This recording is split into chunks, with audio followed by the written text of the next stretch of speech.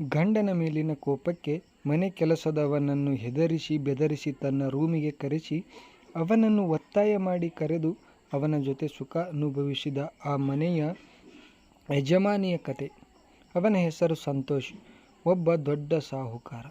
ಅವನ ಹತ್ತಿರ ದೊಡ್ಡ ತೋಟಗಳು ಮಾತ್ರವಲ್ಲ, ದೊಡ್ಡ ದೊಡ್ಡ ಕಂಪನಿಗಳು ಕೂಡ ಇದ್ದವು. ಊರಿನಲ್ಲಿ ಅನೇಕ ಜನರಿಗೆ ಅವನು ಉದ್ಯೋಗ ನೀಡಿದ್ದನು. ನೋಡುವುದಕ್ಕೂ ಅವನು ಉತ್ತಮ ಮೈಕಟ್ಟನ್ನು ಹೊಂದಿದ್ದನು. ಹಾಗೆ ತುಂಬ ಬಲಿಷ್ಠನಾಗಿದ್ದ. ಅವನನ್ನು ನೋಡಿದರೆ ಎಲ್ಲರೂ ಭಯಪಡುತ್ತಿದ್ದರು. ಅವನಿಗೆ ಕೇವಲ ಆ ಹಳ್ಳಿಯಲ್ಲಿ ಮಾತ್ರವಲ್ಲ, ಪಕ್ಕದ ಊರಿನಲ್ಲೂ ಕೂಡ ಕೆಲವು ಕಂಪನಿಗಳು ಇದ್ದವು. ಹೀಗಾಗಿ ಆ ಊರಿನಲ್ಲೂ ಕೂಡ ಎಲ್ಲರೂ ಅವನಿಗೆ ಗೌರವ ನೀಡುತ್ತಿದ್ದರು. ಹಾಗಂತ ಅವನು ವಯಸ್ಸಿನಲ್ಲಿ ಅಷ್ಟು ದೊಡ್ಡವನಾಗಿರಲಿಲ್ಲ. ಆದರೆ ಅವನ ಬಳಿ ಇರುವ ಆಸ್ತಿಗೆ ಅವನ ತಂದೆಯೇ ಮೂಲ ಕಾರಣ.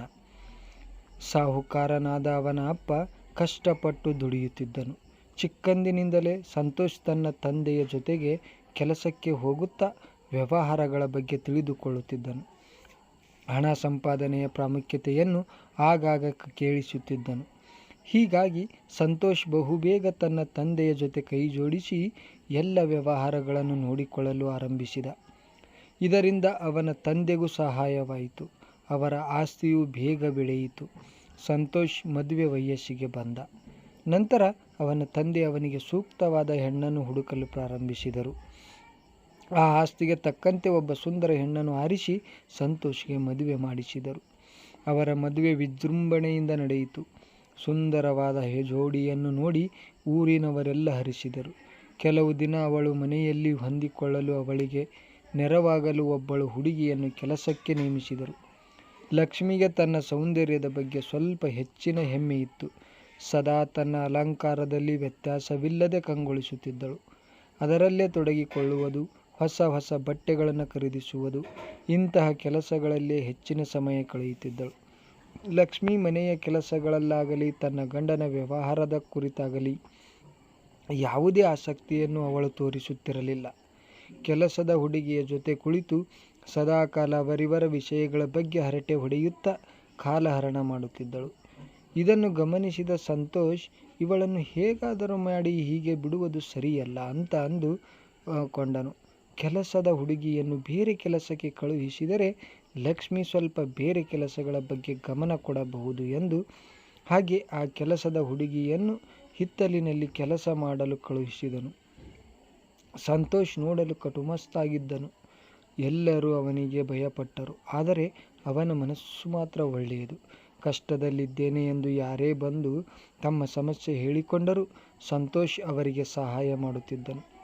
ಹೀಗಾಗಿ ಊರಿನವರು ಅವನಿಗೆ ಕೇವಲ ಭಯಪಡುವುದಷ್ಟೇ ಅಲ್ಲ, ಗೌರವವೂ ಕೊಡುತ್ತಿದ್ದರು. ಅವನು ಒಳ್ಳೆಯ ಉದ್ದೇಶದಿಂದ ಲಕ್ಷ್ಮಿಯನ್ನು ಒಬ್ಬಳೇ ಇರುವ ಹಾಗೆ ಮಾಡಿದರು. ಆದರೆ ಅದು ಅವನು ಅಂದುಕೊಂಡಂತೆ ಫಲ ಕೊಡಲಿಲ್ಲ. ತನ್ನ ಸಹಾಯಕ್ಕಾಗಿ ಇರುವ ಹುಡುಗಿಯನ್ನು ಬೇರೆ ಕಡೆಗೆ ಕಳುಹಿಸಿದ್ದು ಲಕ್ಷ್ಮಿಗೆ ಗಂಡನ ಮೇಲೆ ತುಂಬ ಕೋಪ ತಂದಿತು. ಒಡತಿಯ ಜೊತೆ ಸುಮ್ಮನೆ ಅವರಿವರ ಬಗ್ಗೆ ಮಾತನಾಡುತ್ತಾ ಕುಳಿತುಕೊಳ್ಳುವ ಸುಲಭದ ಕೆಲಸ ತಪ್ಪಿ ಹೋದದ್ದಕ್ಕೆ ಆ ಕೆಲಸದವಳು ಕೂಡ ಲಕ್ಷ್ಮಿಗೆ ಸಂತೋಷನ ಬಗ್ಗೆ ಇಲ್ಲ ಸಲ್ಲದ ಮಾತುಗಳನ್ನು ಸೇರಿಸಿ ಹೇಳಿದಳು. ಮೊದಲು ತನ್ನ ಗಂಡನ ಬಗ್ಗೆ ತೋರಿಕೆಯ ಪ್ರೀತಿಯನ್ನಾದರೂ ತೋರಿಸುತ್ತಿದ್ದ ಲಕ್ಷ್ಮಿ ಈಗ ಅದನ್ನು ಕಡಿಮೆ ಮಾಡತೊಡಗಿದಳು. ತನ್ನ ಗಂಡನ ಒಳ್ಳೆಯ ಗುಣವನ್ನು ಅರ್ಥ ಮಾಡಿಕೊಳ್ಳದೆ ಅವನ ವಿರುದ್ಧ ದ್ವೇಷ ಬೆಳೆಸಿಕೊಳ್ಳುತ್ತಾ ಹೋದಳು. ಯಾವಾಗ ನೋಡಿದರೂ ಡ್ರೆಸ್ ಹಾಕಿಕೊಂಡು ಸುತ್ತಾಡುವುದು, ಐಷಾರಾಮಿ ಜೀವನದಲ್ಲಿ ಸುಖ ಪಡೆಯುತ್ತಾ ಕುಳಿತಿರುವುದನ್ನು ಬಿಟ್ಟರೆ ಕೆಲಸದವರ ಬಗ್ಗೆ ನಿಗಾ ಇಡುವುದು, ಗಂಡನ ಕೆಲಸದಲ್ಲಿ ಸಹಾಯ ಮಾಡುವುದು ಏನನ್ನೂ ಮಾಡುತ್ತಿರಲಿಲ್ಲ. ಸಂತೋಷ್ ಇದರ ಬಗ್ಗೆ ಅಷ್ಟಾಗಿ ತಲೆ ಕೆಡಿಸಿಕೊಳ್ಳಲಿಲ್ಲ. ಇತ್ತೀಚೆಗಷ್ಟೇ ಅವರ ಮನೆಯಲ್ಲಿ ಕೆಲಸಕ್ಕೆ ಅಂತ ಒಂದಿಬ್ಬರು ಹೊಸ ಕೆಲಸಗಾರರನ್ನು ನೇಮಿಸಿಕೊಂಡಿದ್ದ. ಅದರಲ್ಲಿ ರವಿ ಕೂಡ ಒಬ್ಬ. ರವಿ ಬಹುಬೇಗ ಚೆನ್ನಾಗಿ ಕೆಲಸ ಮಾಡುತ್ತಾ ಸಂತೋಷನ ಪ್ರೀತಿ ಪಾತ್ರನಾದನು. ಒಂದು ದಿನ ಸಂತೋಷ್ ಯಾವುದೋ ದೂರದ ಸಂಬಂಧ ಬೇರೆ ಊರಿಗೆ ಹೋದ. ಆಮೇಲೆ ರವಿನೂ ನೋಡುವುದಕ್ಕೆ ಆಕರ್ಷಕವಾಗಿದ್ದನು. ಅವನ ಸುಂದರ ಮೈಕಟ್ಟು ಎಂಥವರನ್ನಾದರೂ ಒಮ್ಮೆ ಆಕರ್ಷಿಸುತ್ತಿತ್ತು. ಮನೆಯ ಸುತ್ತಮುತ್ತಲೂ ಅವನ ಕೆಲಸಕ್ಕೆ ಓಡಾಡುತ್ತಿದ್ದರಿಂದ ಲಕ್ಷ್ಮಿಗೆ ಅವನ ಮೇಲೆ ಕಣ್ಣು ಬಿತ್ತು. ಹೇಗಾದರೂ ಮಾಡಿ ಅವನನ್ನು ಒಲಿಸಿಕೊಳ್ಳಬೇಕು ಅಂತ ಅಂದುಕೊಂಡಳು. ತನ್ನ ಗಂಡನೂ ಕೂಡ ಚೆನ್ನಾಗಿದ್ದ. ಆದರೆ ಅವನ ಮೇಲಿನ ಕೋಪದಿಂದ ಅವನ ಇಷ್ಟಕ್ಕೆ ವಿರುದ್ಧವಾಗಿ ಏನನ್ನಾದರೂ ಮಾಡಬೇಕು ಎಂದು ಮನಸ್ಸಿನಲ್ಲಿ ಅಂದುಕೊಂಡಳು. ರವಿ ಓಡಾಡುವಾಗ ಅವನ ಎದುರಿಗೆ ನಿಂತುಕೊಳ್ಳುವುದು, ಅವನಿಗೆ ಆಗಾಗ ಡಿಕ್ಕಿ ಹೊಡೆಯುವುದು ಮಾಡುತ್ತಿದ್ದಳು. ಆದರೆ ರವಿ ಇದ್ಯಾವುದನ್ನು ಗಣನೆಗೆ ತೆಗೆದುಕೊಳ್ಳದೆ ತನ್ನ ಕೆಲಸದಲ್ಲಿ ನಿರತನಾಗಿದ್ದನು. ಒಮ್ಮೆ ಸಂತೋಷ್ ಯಾವುದೋ ಸಂಬಂಧಿಕರ ಮದುವೆಗೆ ಹೊರಗಡೆ ಹೋಗಿದ್ದ. ತನಗೆ ಮೈ ಹುಷಾರಿಲ್ಲ ಎಂದು ಲಕ್ಷ್ಮಿ ಮನೆಯಲ್ಲೇ ಉಳಿದುಕೊಂಡಿದ್ದಳು. ಈ ಸಮಯವನ್ನು ಸರಿಯಾಗಿ ಬಳಸಿಕೊಳ್ಳಲು ಲಕ್ಷ್ಮಿ ಯೋಚನೆ ಮಾಡಿದಳು. ಲಕ್ಷ್ಮಿ ರವಿನನ್ನು ಮನೆಗೆ ಒಳಗೆ ಕರೆದಳು. ನಿನಗೆ ಕೆಲಸ ಇದೆ ಅಂತ ಹೇಳಿದಳು. ಏನು ಅಮ್ಮವರೇ, ಹೇಳಿ, ಬೇಗ ಮಾಡಿ ಮುಗಿಸುತ್ತೇನೆ ಅಂತ ರವಿ ಹೇಳಿದ.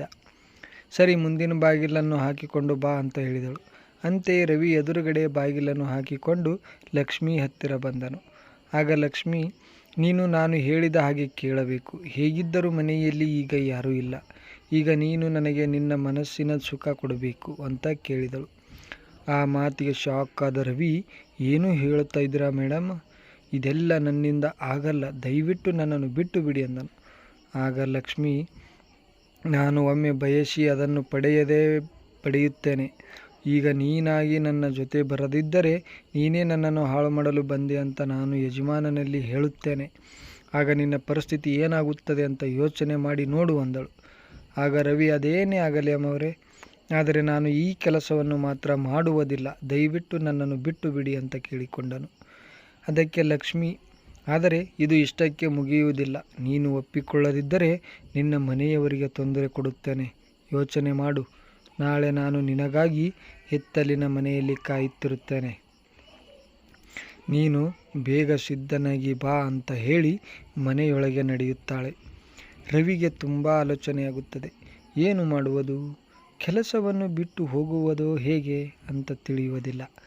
ನಾನು ಕೆಲಸ ಬಿಟ್ಟು ಎಲ್ಲಿಯೇ ಹೋದರೂ ಕೂಡ ಇವರು ನನಗೆ ತೊಂದರೆ ಕೊಟ್ಟೇ ಕೊಡುತ್ತಾರೆ.